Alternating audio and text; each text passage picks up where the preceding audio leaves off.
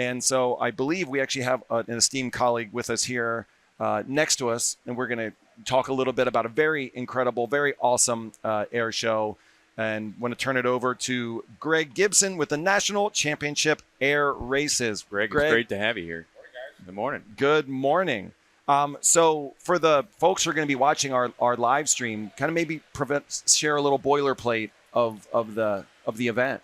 Well, the fun thing is it's being the first year of the National Championship Air Races in our new home of Roswell. Our boilerplate has been a little bit. It hasn't gotten quite that hot yet. Okay. So it is. It's hot news, but as far as being able to use it very often, we've had 60 years of the National Championship Air Races, of course, in Reno. And then 2023 was the last year that we were, given a license to fly there in that storied location. So Roswell now is our new home, and we are super excited about that. We've just had the warmest welcome from the people of Roswell, the people of southeastern New Mexico. The city, the state, everyone there has just been absolutely just bent over backwards helping us come in and join that very storied community. There's a lot going on there, and it's got quite a history. Now, is it Roswell home of the UFOs? Is what they say. That's it. That's what they say. Have you seen one yet? That really depends on how you define some of the aircraft that show up. There you go. There are a number of different things, and Elvis has been there this whole time. Yeah, this is the whole time. So we expect him to be he's like in row G in the grandstand already. But, wow. So was there something that specifically prompted after, like you said, all those years at Reno, now moving to Roswell, New Mexico? Was there the purpose or impetus for that? Well, as with all aviation, I think we all are experiencing some sort of developmental, in the name of progress, sorts of things where airports are being closed and certain encroachments are starting to affect the things that you can do at airports. So Reno Stead Airport there, sadly, was we would call it victimized by that attitude, and at that point we were compelled to find a new home, and we went through a very extensive process. We went through I actually wrote the RFP myself for the cities that were interested in hosting us. To go through the criteria of what it would take to have the National Championship Air Races. And this is a pretty interesting list. I mean, there's a lot I think people are probably not aware of that goes into that. So certainly there was no book in moving a 60-year-old event from where it's been to where it's going. So we were sort of building the airplane in flight, if you will. We definitely knew we were going to race. We knew we were going to be able to put it somewhere. We had 38 cities originally apply for the chance to host the races. We narrowed that down to 6, and again, a very systematic process of trying to determine. First we had to be able to race. What is the most available open, unencroachable ground that we could find that we could fly over, unimpeded and safely, so that we could conduct the races, and then flying it up to 5 and even soon 600 miles an hour. On a race course, 50 feet off the ground, wingtip to wingtip with 7 or 8 of your closest friends is something that you just don't do in most locations. So that was the first criteria. And then, could the airport itself handle an audience that we tend to draw? Could they park? Could they sit? Right. Could they camp? Could they fly in? That's something that we are able to do now at Roswell that they could not do historically at Reno Stead. We have 400 general aviation parking spaces. So it's a very interesting dynamic and choice.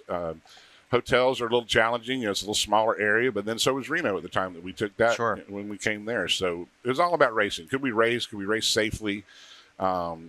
There's no field that's just, purpose built. Let's just make sure that if racing ever comes our way, we've got plenty of unobstructed ground, no power lines and things like that. And said no one ever. Right. So, we really have had, Roswell was the best choice with all criteria concerned. We have had some infrastructure to build there, and the city and the state have been just remarkably accommodating. So Greg, September, talk about what's going to happen in Roswell.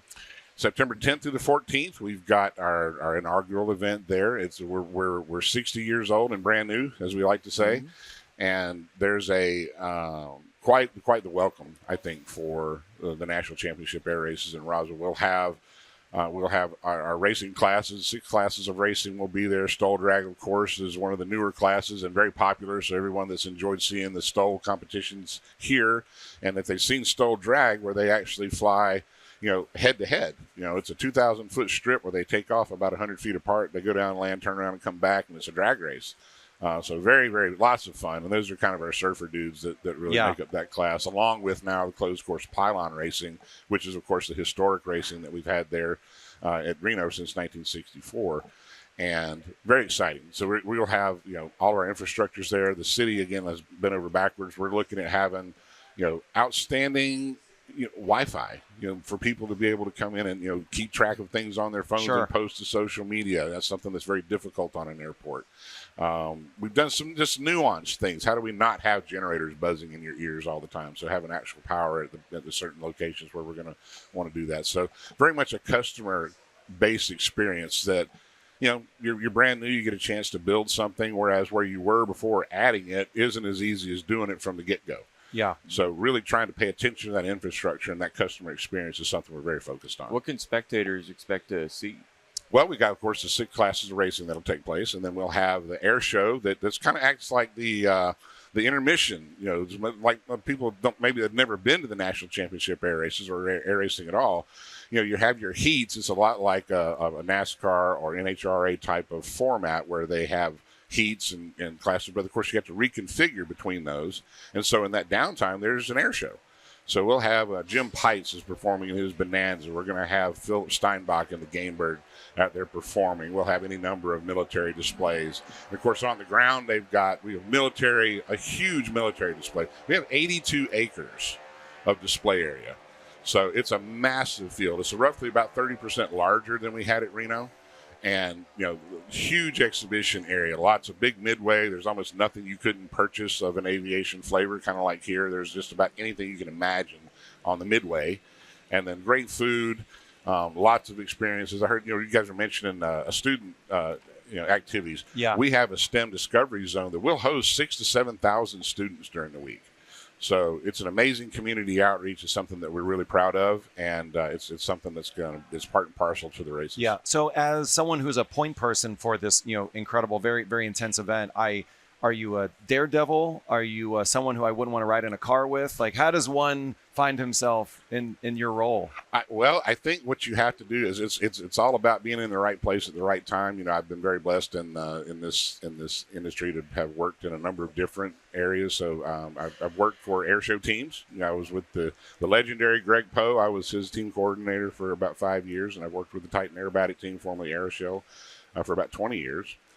And I was the air show director and the chief marketing officer for Sun and Fun for about 8 years. Okay. Wow, all right. So a lot of people. And then about 4 years ago, when I decided I would just kind of go back into free agency, and Fred Telling, who's the CEO of the National Championship Air Races, Reno Air Racing Association, at that point they were kind of in need of a pitch man, I guess. Yeah. And we were coming back from COVID, and a lot of things were building at that point. So I was very fortunate to have that connection, and here I am. That's great. Excellent. So Oshkosh, here we are. For you, what does this event mean? Obviously, I'm sure networking, spreading the word about the move to Roswell. Anything you're particularly excited about, or you've already seen that has made an impression on you? Oshkosh is the greatest aviation adventure that someone can have. This is my 20th year of coming to this event. And, I can recall just looking at how it's evolved, even in the time I've been here. Obviously, I'm not even half of the time that it's actually been here, but it's a gathering of people that love aviation. And we always kind of talked about it, especially when I was at Sun and Fun, we talked about the idea that you had to do all three. You had to do Sun and Fun. You had to do Oshkosh. You absolutely had to do Oshkosh. But if you hadn't seen the National Championship air races, it's a whole different vibe with all your friends. So it was kind of like this brigadoon out there in the mist, especially people on the eastern half of the country that had never crossed the Mississippi River to go to an aviation event. You had to kind of make a journey, to get there.